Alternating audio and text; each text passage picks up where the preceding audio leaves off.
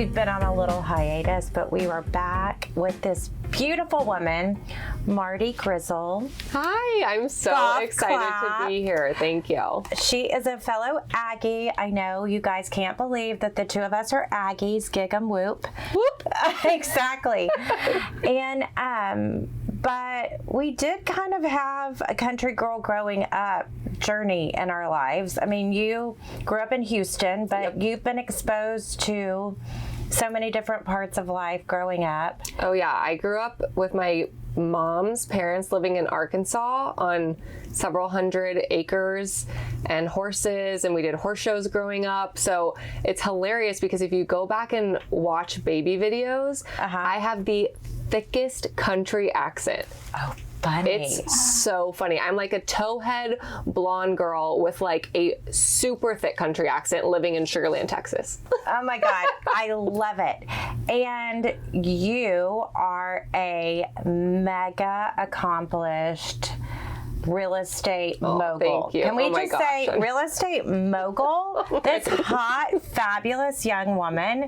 And not just because I'm calling her that, like the real estate world calls her that. Oh so my tell gosh, us your titles. So we need the sashes, Danette. We need a title. Oh my gosh, so sweet. No, I love what I do in my career, and I've been lucky enough to win the CoStar Impact Award in 2021, which was the most impactful deal done in Houston to the community and the society. Thank you so much. That was amazing. And then last year in 2022, my partner and I won largest deal done in Houston. Wow. Deal of the Year award for Holba. So that was, super fun too. And then this year, fingers crossed, I'm up for another award, Rising Star, which is for people who have been in the industry less than 5 years. So kind of like the best in the industry, and I'm a finalist for that again this year, so fingers crossed.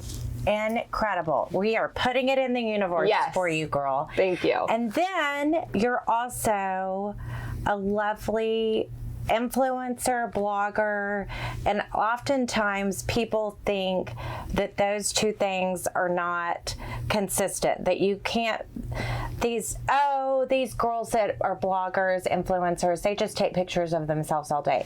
Well, you take pictures of properties you're leasing, and you take pictures of yourself, and you present it to the world. So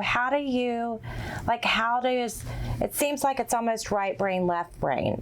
Do you think that they're different, or does it all kind of come together in what makes you come alive? I feel like it's a little bit of both. They're different and similar in the same, in like different ways, but it truly together makes me who I am, and I can't do one without the other. Like my passion and my love for them are equal. And so I'm very blessed that I can do both. And it's interesting because social media actually has helped me with my business as well in commercial real estate by getting my name out there and people knowing who I am. So it's been a great, great journey of being able to do two things that you love simultaneously. And I truly believe, so the book Outliers by Malcolm Gladwell, have you ever read it? I have not. Okay, so he says, one of the things that are most impactful, he said, for me at least, was when you spend 10,000 hours doing something, then you become an expert, and that there's these moments in time where there's this exceptional opportunity that enables you to have success in something that wouldn't have been at another time. So, for example, he talks about Gates or Apple or Microsoft. Those guys all had an opportunity with computers coming out, and they were exposed to computers in the beginning. Whereas I feel like for me in the jewelry industry, I can be exceptional because it's not known as an Instagram industry. I mean, somewhat, but not really. It's not what everyone in our industry is doing. So I can stand out to someone when I'm doing it. Same thing for commercial real estate. Yes. Like Julia Wang with residential. Like, oh, well, you don't look like somebody who's in, you don't look like an old man jeweler, Danae. You don't look like a real estate mogul. And it allows us to stand out and to be different. Yes. Yeah. I think the amazings and the greats that I call them in society, and like the Bill Gates and the, Steve Jobs and all of them, there's something that has to make them different and stand out. And I think that the passion and finding that little difference, and for us, maybe it's the Instagram and the, social media aspect and connecting with other people that like makes us different. But there's always some sort of differentiating factor with, as I call it, the greats. Oh, I love that. And so you say connecting, and I love connecting. And I feel like, so when I started marketing, and I was just talking to someone about this yesterday, about how literally we would go to the fax machine and I would put the numbers in the fax machine. That was even before you could plug in all the numbers and the computer would memorize it. And we would fax people about what we were doing. So connection was just different. It's constantly changing. And we have to be open to that constant change, whatever way people are accustomed to connecting. So do you feel like that's part of it too? Like you say lucky, I don't see it as luck. I see it as passion. Yes. And hard work. Yeah, definitely. Like those are two, yes. They can say you're at the right place at the right time, but isn't it that you're passionate about something, so you put yourself in a place with a person you're going to have a conversation with? Like, tell us a little bit about like some interesting deals that maybe happen by someone you met, or something that was a chance meeting. But right. Yeah. No, I definitely agree with that. For example, we would not be in the position that we're in my business of winning the awards and, having successful years if we didn't have, number one, the passion, which then turns into the hard work and the long hours. Yes. And that makes a huge difference. And people behind the scenes might just see, oh, look at what they're doing, but they don't see, and like the awards they're winning or the big deals they're closing, or, what a successful year they've had, but they don't see like the long, grueling hours in the background that we put in trying to get ourselves there. It's not necessarily like an overnight success. Mm-hmm. The longer that you work at it, for me, I couldn't do it if I wasn't passionate about it. I was in a different career and I wouldn't put in the long, grueling hours because I just wasn't passionate about it. Now, thankfully, I found my calling in real estate, and it makes it so much easier and like well worth it. But yes, it's definitely the hard work and chasing those deals or putting yourself in front of people to try to make those opportunities happen. That is really where you see the difference. And so how does a deal come about? Like, do you meet someone at a networking event? Do they find you online? It can come about several different ways. So in commercial real estate, in the office space, which is what I'm in, you have the landlord representatives and then the tenant representatives. And I am a landlord representative. So I represent the building owners. So as the big buildings that you see in Houston, somebody owns them, and they are hiring us to represent their building to try to bring tenants into their building. Oh, okay. Yes. So we work hand in hand with the owners to try to go and get the tenant representatives to want to put their tenants in our building. So you have to have great relationships with tenant representatives, and that's how you go out and get deals. But then in order to get clients, you can meet clients, which are the building owners for me, various different ways, whether it's networking or connection. Like you might have someone that who is looking to buy a building in Houston, and you're like, hey, I know the perfect person to represent you and to help you get occupancy in your building, and that's Marti. So there's tons of different ways, but networking is huge in commercial real estate. And did you have a mentor that helped you along? Oh, yeah. Yeah. My mentor has been nothing short of a blessing. He is definitely a real estate mogul. He's been doing this for probably 34, somewhere in the 30s years.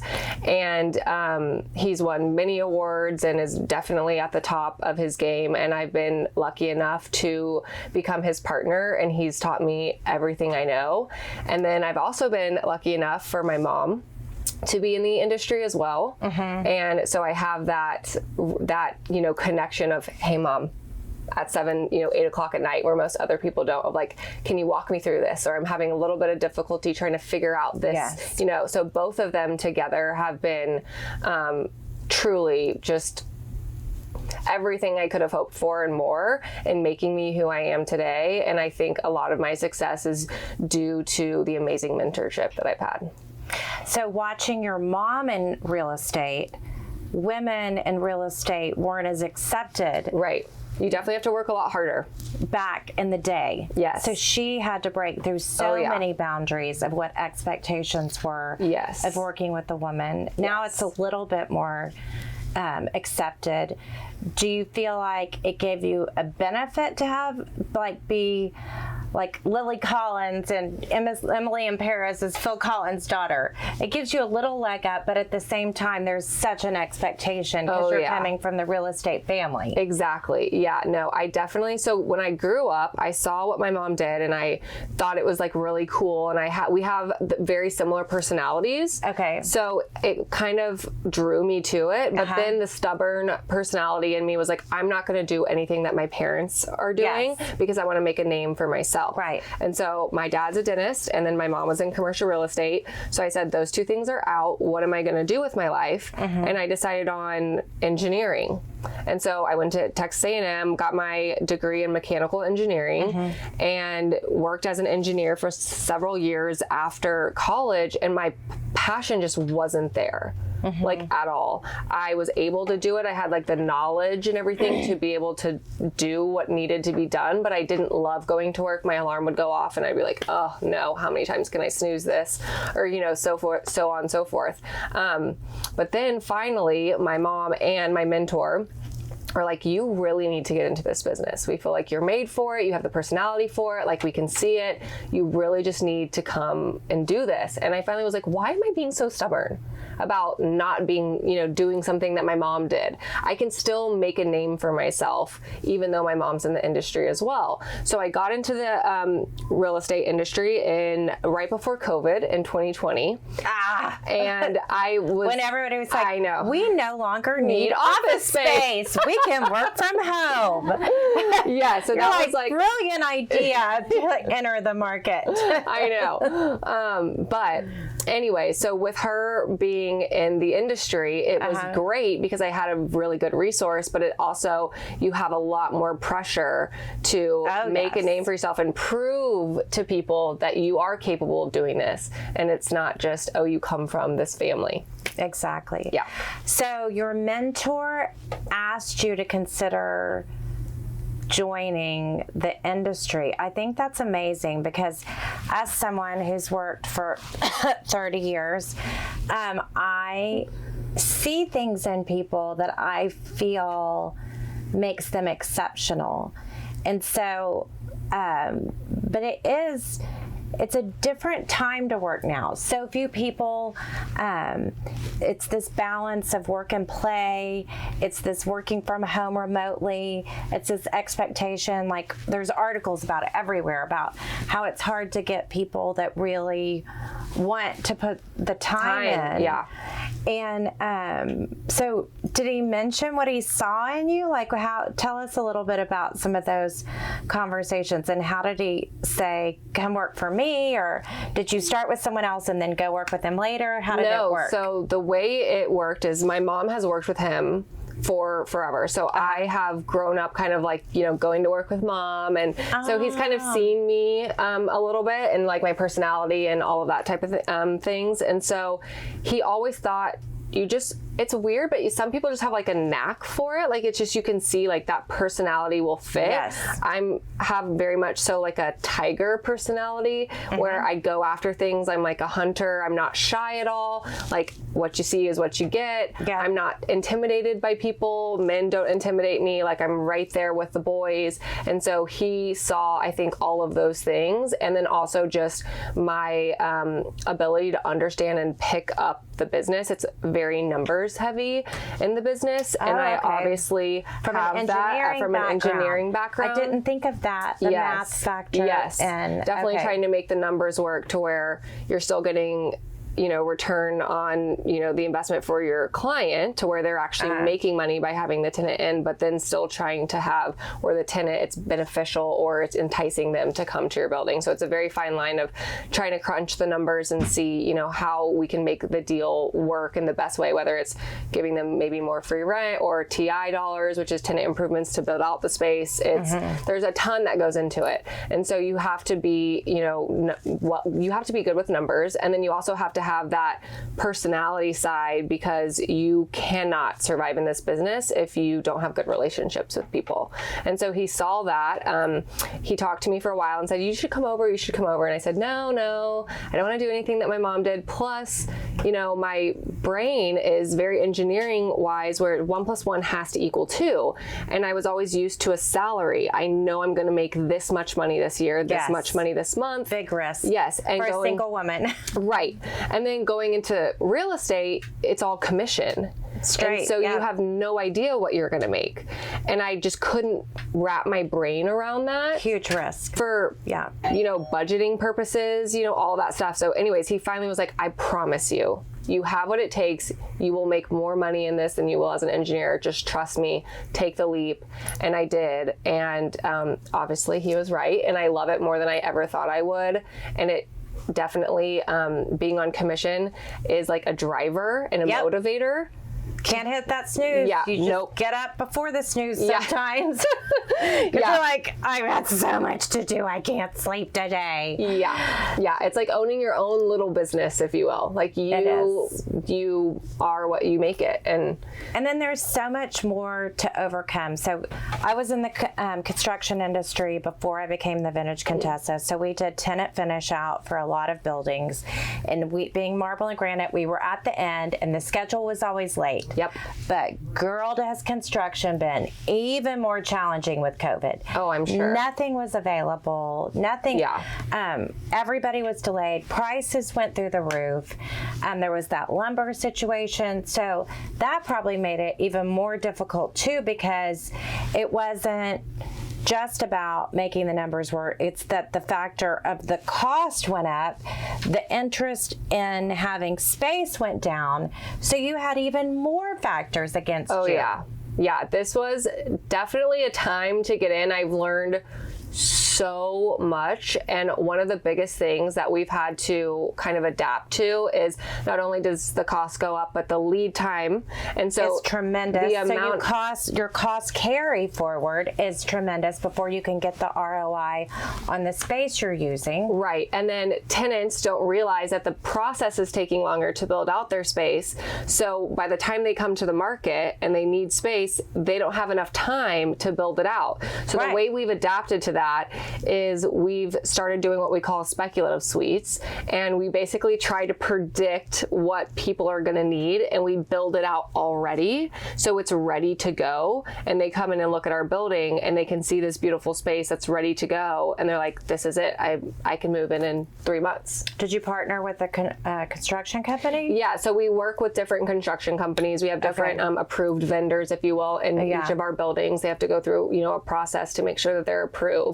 And we work with architects to design the space and all of that. And so we just build out the space. Some of it can be fully furnished. Most of the time it's not fully furnished. But that's so huge, girl. Right. Yeah. It makes such a difference. It's been a big, big help. And residentially, people have always responded to that very well too. To have it completely finished and not have to build from scratch. Yep. So as we transition to residential, share your other news.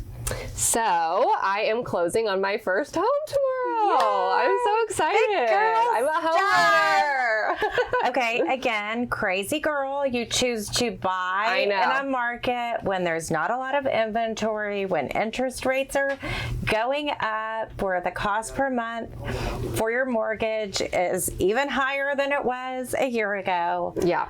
But we're just going to give you a sash that says crazy too. Crazy I probably girl. deserve it. Exactly. No, but there's opportunities, and it seems like you've transitioned your mindset. You said something earlier about marrying versus dating. Yeah, so, tell us that. A lot of people are like, why are you buying right now when interest rates are, so much higher than they were? And it's marry the house, date the rate. So I found the house that I fell in love with. I'm marrying my house, and then I'm dating the rate. And obviously interest rates are going to come down. And in a couple years when they do, I'm just going to refinance. That is just so brilliant. And then there was something else that you were saying about paying for more against the everything mortgage, is kind of we like do that as well. Fallen in line, and my stars have just kind of like aligned. I've been really lucky through this process to have, people helping me along the way. And when figuring out my loan and my mortgage, I had a friend who was helping me with the math, and was basically, because he was in a loan originator for 15 years. So he did this business for a very long time. And so he was trying to help me and saying, if you pay X amount more per month for your mortgage, then it will basically mimic like a 4.5 interest rate rather than like the 6s and 7s that it's in right now. So that's what I'm going to do. I'm just going to pay extra. And it's an auto payment that probably lowers your your percentage rate because it's guaranteed to come out of your account and you've signed that commitment. Right. And so then by the time rates will come back down, I'll just refinance. Exactly. And So, single woman on commission getting a mortgage. Another really difficult thing. Yes. So how does that work too, that you're a commission person? So the way I have structured everything is kind of still on that engineering mindset. I lived very, very frugally to where I had a year's worth of income in the bank. So I'm living off of like 22 income in 23. I'm not living off of what I'm currently getting to make sure that I'm setting myself up for success, and I'm not ever going to be in a situation where I'm not making money and I don't have any money to pay for my mortgage. So I had a year's worth of salary in the bank before I started actually like living my life to where I could actually feel comfortable buying a home and all of those. So I have plenty of money saved in the bank to make sure that I'm not going to, get into trouble. And you just have to be very, very disciplined as a commission-based person. I know, because you get that windfall and you're like, I need a new Chanel bag. Yeah. And you cannot do that. You absolutely cannot do that. Well, maybe here at the Vintage Contessa. Yeah, there you go. It's such a good value. True. But I do think that, I was house poor. I called it house poor at the time. I worked with my family business, and my parents gave me some money, and my grandparents, and then I had to have a roommate, and I literally couldn't take trips and couldn't shop, and that's part of the way that I styled was I didn't spend a lot on clothes, but I spent on accessories when I'd save for them. And I think that people think that you have it all, but I think that we all have to sacrifice a lot to get where we want. And I love that you said this when we were first talking, probably within the first 5 minutes when we sat down, is you manifest it. And you don't just manifest it and dream it, but you put the steps into action to doing it. So tell us a little bit about that. Do you have a plan of what your thoughts are? So it's so funny. This year specifically, I did a vision board or a mood board for the things that I wanted in 2023. And I actually keep it as my background to my phone. And I keep it as the background of my laptop. Girl, we got to do this tonight. So that every time I'm looking at my phone, which as you know, it's all the time. Or your computer. All the time. I'm seeing the things that I'm manifesting. And so my house was on there. Good. And, that's coming true. Different awards that it's such a crazy thing what happens when you put out good energy into the world and you speak positive things. And this is what I'm going to happen this year. This is what I'm going to make happen. This is what's going to, happen in my life. And it's worked for me. I think it has wonderful powers. So I know you said you've manifested. I manifest, and I'm really clear on purpose. And I feel like that's important as I keep hearing this in you. You make these plans, and then before you make another decision, it's not like, I think I'm going to do this. It's well thought out. There's a methodical, it's the engineering mind in you that's very methodical in the approach. So what I found from many people that I connect with is that, and that I feel like are successful in what what lights their fire, that they can do what they're living their best life, is that they're clear on what decisions they've made, and they're clear on when decisions come to them. And I feel like that's the biggest benefit I've had over these last 2 years of identifying my purpose, as my first purpose being the health and welfare of my family, and then another purpose being the success of my business in a balanced way. When I say success, I mean that the entire team feels balanced and in check, and that I'm slowing down to make sure all the team members are together, and then creating time to give back and make a difference, because I know that when I feel empty, that's what fills me, is the giving back, is to know that it's not just for me. Yeah. And it's a lot. It's a lot. And so you're constantly weighing all that, but it makes each decision easier. Yeah, definitely. And people are like, oh, well, she can do it. She's beautiful. It's easy. No. Girl, you haven't even started to tell people your challenges. So let's share that, because you have been through challenges. Definitely. So your mom and your dad, the two people that are so special to you. Yes, family is everything to me. And starting with my mom, because that happened first. So when I was 12 years old, my mom got bit by a mosquito and contracted West Nile virus. She was the first person in Texas. So random. Yeah, so random. In Houston, watching us ride our bikes, mosquito bit her, and she was having all these crazy symptoms. And the hospital kept sending her home, being like, you have a slipped disc, it's fine.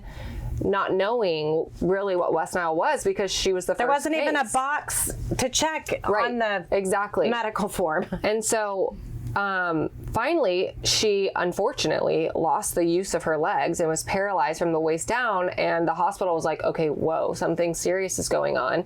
She was in the hospital for several months, almost passed away. They were able to save her life. And then she went through years and years and years of rehabilitation to try to gain back the use of her legs so she could walk again. She got back the use of one of her legs and is able to walk with a brace on the other leg.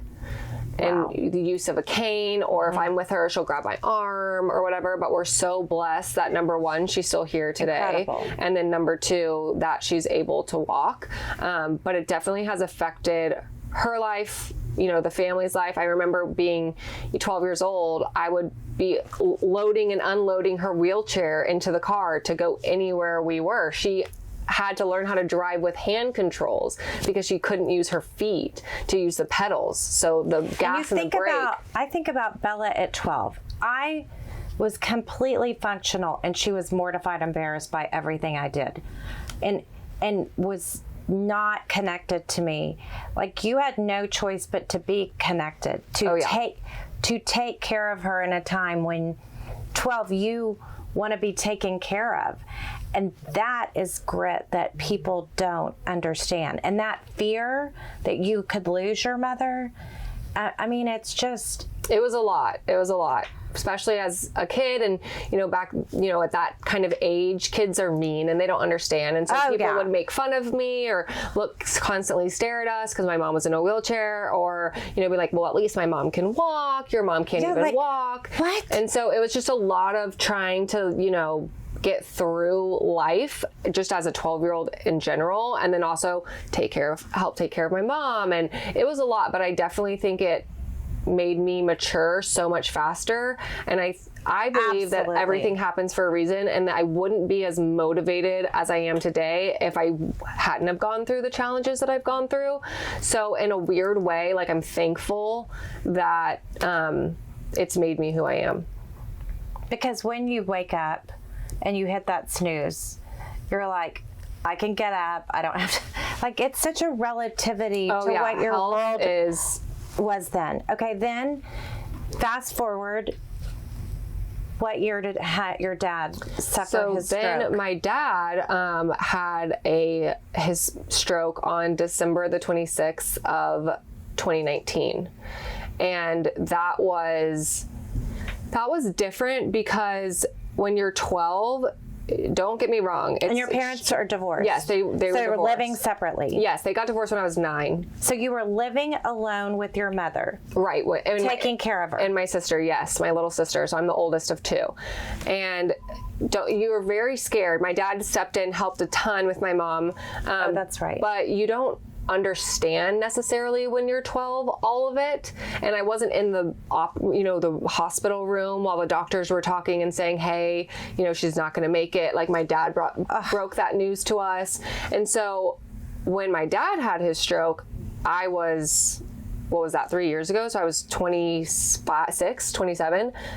Everything. Yeah. And it was you're like, this cannot be happening again. Scariest day of my entire life. And he had a blood clot that went to his brain, and unfortunately I was living in an apartment, he was living at home, and when you're having a stroke, you don't know you're having a stroke. It's different than having a heart attack. You can feel pain when you're having a heart attack, but a stroke affects your brain, and so you rely on other people to identify the stroke. It's very hard for you yourself to identify a stroke, and so he didn't understand what was happening until the next morning when he fell out of bed. And by the time he got to the hospital, he only had a 10% chance of living. And wow, that was my entire world crashing down on me. And thank the Lord, we had the most amazing surgeons, and they obviously saved his life. And we were in ICU for several weeks. We were in the hospital for probably 3 months. And it's almost bringing me to tears to talk about it. It was very emotional. But he has now a vision cut, so he's half blind because of the stroke. And so he can't be a dentist? He can if he wants, so he still practices on me. Yes. Love that. Yeah. You beautiful teeth, girl. Thank you. Thanks, Dad. But he's not practicing on patients. We still have his practice, and we have the building. We've hired other dentists to come in. Good. So we're still running the business, but he himself is now retired. Great. And gets to have fun with me on my teeth and my sister's teeth. He's still an amazing dentist, but it's just hard to adjust to life when you all of a sudden are half blind and you can't see anything until it's right in front of you, and has a little bit of cognitive function issues from the stroke. It affected his brain rather than affecting his body. Okay. He wasn't able to walk originally, but he gained back those motor skills very, very fast. He was able to, walk by the time we left the hospital. But originally But mind you said that was 3 months. Right. But the scariest part was my dad's pretty much a genius. He's one of the smartest people I've ever met. He blew through med school, was top of his class, and they would show him like a cartoon picture and say, what is this? And he wouldn't be able to identify what was on the picture. And that obviously scares the crap out of you. He's absolutely totally, much better now. He went through, rehab for years, 2 years. He's able to actually drive because he went through a special driving class for a year and got his certification to where he can do like back roads and stuff like that. So he's able to drive. We got him the safest car on the road to make sure that, just in case some idiot hit him, he would be safe. But he's doing so much better, but it really does put things into perspective for you. I think we take for granted our health mostly every day, and it's just something that you have nothing if you don't have your health. You really don't. And it's something that we need to thank God for every single day. So if you call a real estate person and they're rude to you or dismissive, you're like, okay, I'll call someone else. Because really, girl, you're like, I can do all things. And I think you're a spiritual person too. And I think that it gives us I read this reading yesterday, and it says that when you see shadows, it means that there's light around you. Oh, I because love you that. couldn't see a shadow without the light. So turn from the shadows and look to the light. And you can overcome. And I thought that was so great. And I think so much of life is perspective, and you could have completely become a victim to your life. Yeah. You could have said, I can't do this. It's too hard. I'm not going to help. I'm not. And you chose otherwise. And it's been so amazing to see the blessings you've been given. So I sat next to you at a lunch and just felt so connected to you.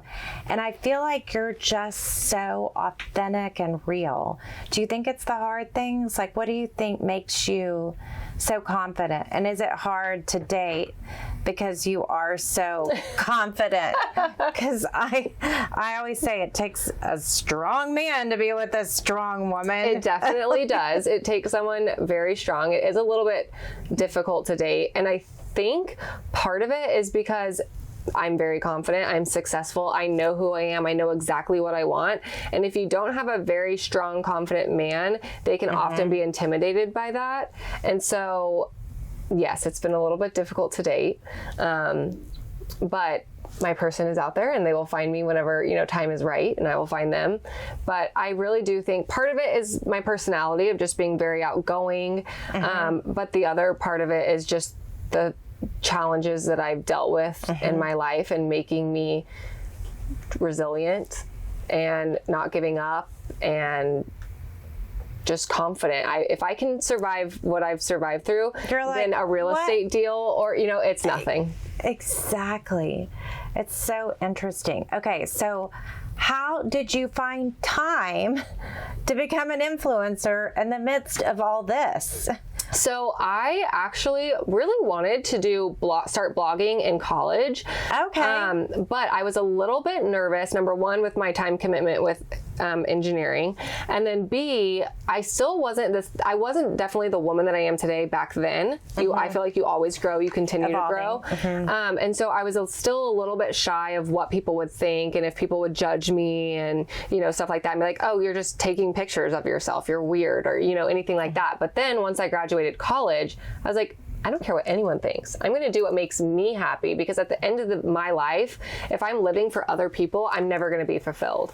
So I decided to put all of that away and just decide, what do I want to do with my life to make me happy? And I started, and it's been so much fun. I've connected with the most amazing women, which is why we do it, right? It's to connect, uplift, have a community of support. It's together the best. And so I started doing that, and it's one of those things where you share your life. So it's really like anything that's happening. It's like, let me share this. I had, some stomach problems. I got back from a trip from Europe, and I thought I had a parasite, and I wasn't able, so gross, but I wasn't able to go to the bathroom for a very long time. And I shared that story on Instagram, and the help and the holistic doctors that I was seeing to try to help me with my gut issues. I cannot tell you how many women I connected with over stomach issues. I love it. Yeah. Oh my gosh. We started like a support group on Facebook. It was the most amazing thing. So you never know what other people are struggling with and what they need. How you can help them. And by being vulnerable and saying, this is kind of what I'm going through. And I mean, you don't have no idea who you're helping. Absolutely. I love it. So it's great. Well, we have almost come to the end of the podcast. Are there other things that you want to share with people? Tell us about the new house. We were talking briefly about I'm so excited your plan, like buying all new furniture. I know. Are you throwing out the old things that are cluttering up your current house? So I'm really good about trying to do like deep spring clean, winter clean, whatever. And so I love taking everything out, deciding what I actually need, what I use. If I haven't used it in 6 months, it's gone. And then putting it back in. So for packing, that's another thing that's going to be happening. I've just did a big clean, so I'm pretty good on all my things. But yes, moving into the new house, only the necessities are going. It's obviously going to be a lot bigger than my apartment, so I'm going to be buying all new furniture to fill it up. I'm so excited. Lots of home content coming your way. Absolutely. I'm so excited. I can't wait to step into this new chapter. And tell us about clothes. You were saying earlier that you were a neutral girl, because I was saying, oh yeah, girl, you blend with this background so perfectly. It's so funny. My mom walks in my closet and she's like, you have more shades of white than anyone I've ever seen. And I'm like, you have to. I love neutrals. It's just, they speak to me. I bring out some color in like spring and summer, but neutrals are just, they make me feel like calm and peaceful, and you know, and my house is all neutrals. Like, I just love it. It's like earthy nature. I love it. And do you find that commercial real estate, that you feel like you should wear a jacket, or are you a dress girl? I'm like an everything. Today, because it's so cold in Houston right now, I'm wearing pants and a jacket, but I'll do heels and a dress. You obviously have to look, you know, professional. And so I dress professionally with either a blazer or some sort of, you know, nice clothing every single day. And I love that. I love dressing up for work. It makes like everything so much fun. I love coming into the office with like a new outfit, or it makes you feel powerful, put together, confident. Clothes for me really help. I feel good when I look good. When my hair's done, my makeup's done, I have a cute outfit, I'm feeling myself, I'm like, I can conquer the world today. That is, Danette and I, that is our mantra. We're adopting Noreen with it too. If you're having a bad day, put a great lip on, put on your makeup, and wear the most fabulous outfit. Even take something and take the tags off and wear it for the first time. No, I love it. Even if it's not occasion, make it an occasion and change the mojo to embrace life. Yes, absolutely. You've given us so much great inspiration. Thank you so much. To overcome adversity and to really focus on what we want. And I think that people look at the new year and the new you, but I just see it as we're all kind of reinventing ourselves all the time and constantly growing and evolving and trying to become better. Yes. And there's different new things. It doesn't have to be a new house, but that's an incredible new beginning. But just having things that we look forward to, we really created our, we go by semesters because Bella's still in school, but like this next semester in time of what we're doing, so we have things to look forward to. Are you a travel girl? Do you have travel plans in your future? I love to travel. So this year especially is a very special year.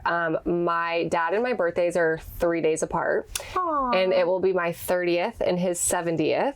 Aww. And so my goal is to surprise him and do a trip to South Africa and do a safari, because that's been his dream. And so I think it would be a really special trip for, you know, dad and daughter to do something that we've always wanted to do.